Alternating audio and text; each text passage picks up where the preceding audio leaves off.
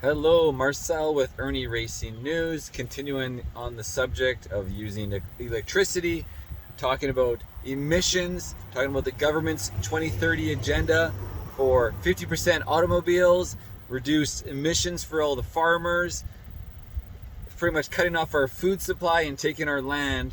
These totalitarian states, we got the Bidens and the Trudeaus and everybody in the European Union who is following the narrative. So let's jump into it from Kentucky. Questioning the state. Secretary Buttigieg, I've been driving an electric car for 10 years and I've had solar panels for 15 years, and I'm really bullish on technology and the way it could help make our country energy independent or more energy independent. But I'm really alarmed at sort of the naivete of those who are promoting rapid adoption of these technologies with our existing infrastructure.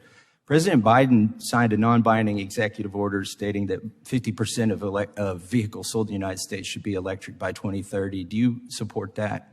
Yes. The more pain we are all experiencing from the high price of gas, the more benefit there is for those who can access electric vehicles. Together with Ben Affleck. Really? Say, why don't we look at intensity of emissions and how much food we can produce while using fertilizer properly? No, says the Trudeau government, they want an absolute 30% emissions reduction, even in the face of protest from the agriculture ministers at a meeting last week with the provinces. The federal government is moving ahead. I should point out that Marie-Claude Bibeau, the federal agriculture minister, was a bureaucrat and small business tourism operator before going into politics. Oh, did you know that? Did you know that you can't charge an electric car with a wind farm? How do you charge them? Well, you charge them with fossil fuels. That's also how you build them, with fossil fuels. It's pretty funny. Climate change is an emergency. And in the coming weeks, I'm going to use the power I have as president to turn these words into formal, official government actions through the appropriate proclamations, executive orders, and regulatory power that the president possesses. The battery in this particular design is a T shape right down the center and across the back seat area. Because everybody thought we killed the electric vehicle. No, we didn't. It's alive and well. So what's charging the batteries right now? What's the source of electricity? Here, it's coming from the building. I mean, is it, what's our mix of power? Oh, actually Lansing feeds the building. What's that? Lansing feeds power to the building. So I don't know. I bet you they're a bit of coal. They're heavy on natural gas, aren't they? Right now the car is charging off of your grid. Right. It would be charging off our grid, which is about 95% coal. 50% of vehicles sold in the United States should be electric by 2030. Do you support that? Yes. And he also said that by 2035 that 100% of the federal government fleet should be electric. Do you support that? Yes. So which uses more electricity? We're talking about residential electricity here. A refrigerator when it's running or an electric car when it's charging in your garage? I would expect a car. Would you say it uses twice as much or 25 times as much? I would think closer to 25 times as much. Yeah. It's actually 50 at the instantaneous moment, but over the course of a year, if I take the numbers from the U.S. Department of Energy about the average household, how many vehicles they own and how far they drive, over the course of a year, an American household would use 25 times as much electricity for their electric car as they would for their refrigerator if they had 100% adoption. And the average family has 2 vehicles, and this would be if the average family had 2 electric vehicles. Do you think it would strain the grid if everybody plugged in 25 refrigerators in every household? Well, if we didn't make any upgrades to the grid, sure. I mean, if we had yesterday's grid with tomorrow's cars, it's not going to work. It's one of the reasons why we believe that infrastructure includes electrical infrastructure and argued for that to be included, as it thankfully was in the bipartisan law. Do you think by 2030, which is when Biden says 50% of cars sold should be electric, do you think the grid will be capable of handling electric cars? It's going to need to be, and we're working with the Department of Energy every day. We've established a joint office of energy and transportation to map out some of the needs. Obviously, some of this gets outside of my lane, and we've been discussing with, for example, the truck stops that are looking at what their power needs would need to be at an interchange where today they're mainly filling up on gas in order to accommodate that. And then, as you mentioned, a lot of the scenario for this is also residential. But it's also worth pointing out that while a typical driver who adopts electric is using more electricity, at the end of the day, they're using less energy because of the efficiency benefits of getting that energy produced at utility. The problem is we don't have the capacity to produce that energy. You aptly used the word need. You could say want as well. There's needs and wants to make this fantasy work by 2030, but the reality is the capability is not going to be there.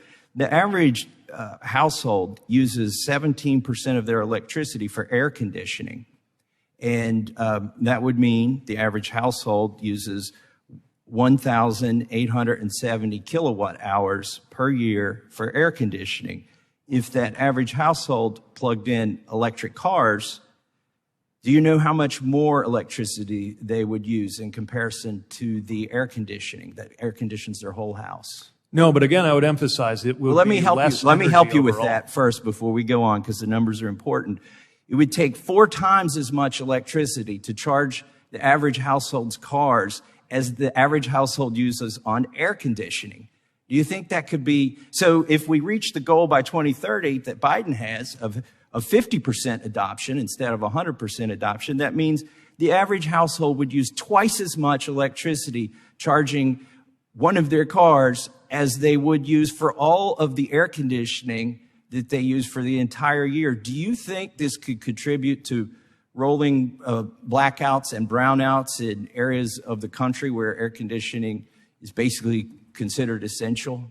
Not if we prepare. Look, the fact that people who have electric vehicles are going to use more electricity can't be a reason to give up.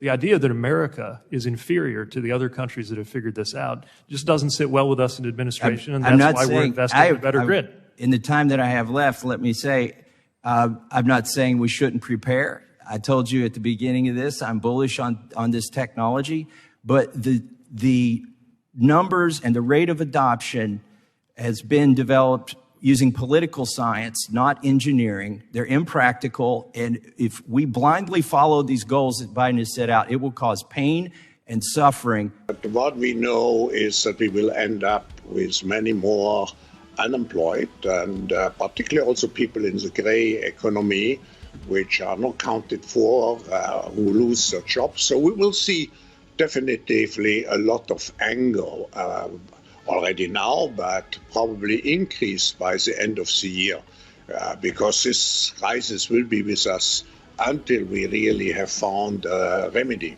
So we have to prepare for a more angry world, and how to prepare? It means to take the necessary action to create a fairer world. Poštovane kolege, poštovani građani, Europska investicijska banka raspoređuje desetine milijardi eura koji su prikupljeni od građana Europske unije. Tvrdi se da se podupiru zelene politike. Brojne građane Europske unije, kao i mene, zanima koja je to točno europska zelena politika. Prije 10 godina sve ste nas natjerali da izvučemo one obične klasične žarulje, zabranili smo proizvodnju žarulja od 60 vata i uveli one štedljive, navodno, od 10-15 vata. 10 godina kasnije, dakle, mi sad više ne štedimo električnu energiju. Sada potičemo kupnju električnih automobila i financiramo njihovu proizvodnju koji troše 100 kilovata električne energije dnevno. Dakle, što je zelena politika? Žarulja od 10 vata ili električni automobil od 100 kilovata potrošnje? Hvala. My name is Justin Morgan, and I want to give everybody a heads up that I work in petrol, oil, and gas industry and refineries, and the reason that your gas is not smelling like gas is because it's not the same gas that you used to put in your car. It's not as much octane. You get less gas mileage in return. You buy more gas. They think they're slick, but That's why the price drops so much. They're adding more ethanol, which in return can clog up your lines, can clog up your filters. It's just bad news for your vehicle altogether. But hope everybody knows why they haven't been smelling the gas like they used to be smelling it, and they're actually having to put more gas in their car because it's not burning on a higher octane level because they took away more gas. But yet Biden wants to send 10 million barrels to China instead of helping us.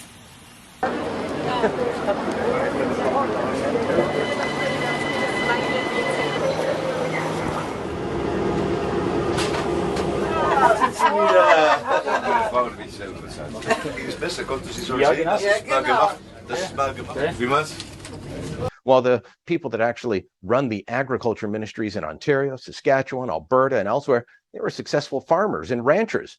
But why listen to them? Why listen to the wheat growers? Why listen to Fertilizer Canada or all the other groups saying that this is the wrong policy at the wrong time?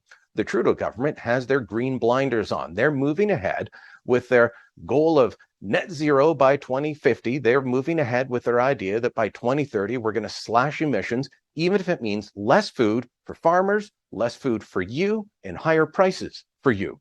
We've already seen policies like this instituted in places like Sri Lanka, where they did an outright ban on fertilizer. Crop production fell dramatically for things like rice, a staple of the diet. It fell for tea, a serious source of income for that country. But government didn't care about that. They pushed ahead with it. Guess what happened? They overthrew the government. I'm not saying we're headed in that direction, but look at the Netherlands. Farmers there have been protesting for weeks over a similar policy that's calling for a 50% reduction in emissions from fertilizer and a cutback in fertilizer use for the very same reasons. Highways have been blockaded, food distribution centers blocked. The Dutch government continues to push ahead with their policy. This is all driven by people committed so deeply to their Paris climate targets that it doesn't matter what the impact is on you. And of course, the emergency to top all emergencies, the climate crisis, which is a kind of ongoing 1,000-year emergency, and for that reason, very much existential, whatever that means. But trust us, it is bad. And the only solution to it is to hand Joe Biden more power. This is the Trudeau government having their blinders on. This is the Trudeau government being pure greeniacs. They've already helped do what they can to destroy the oil and gas industry in this country. Next, they're coming for agriculture, all based on the same devoted promise of cutting greenhouse gas emissions. You end up being the one that pays for it, while Trudeau flies around the world just growing his carbon footprint. That sums it up, guys. Just wanted to show you some fun clips to make people think. You got to use your common sense in this world. That's the only thing that you can trust these days. Marcel with Irnieracing News. Peace.